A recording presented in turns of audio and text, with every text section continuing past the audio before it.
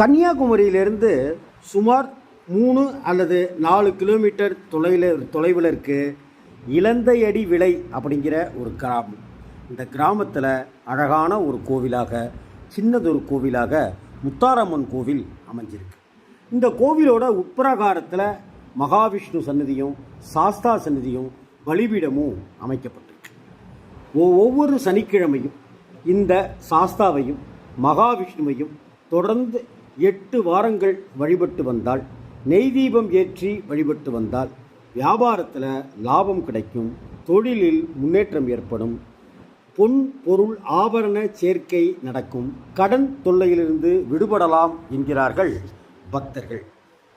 கன்னியாகுமரி பகவதி அம்மன் கோவிலிருந்து சுமார் 3 அல்லது 4 கிலோமீட்டர் தூரத்தில் இருக்கிற இலந்தையடி விளை முத்தார அம்மனை வேண்டிக் கொள்வோம்.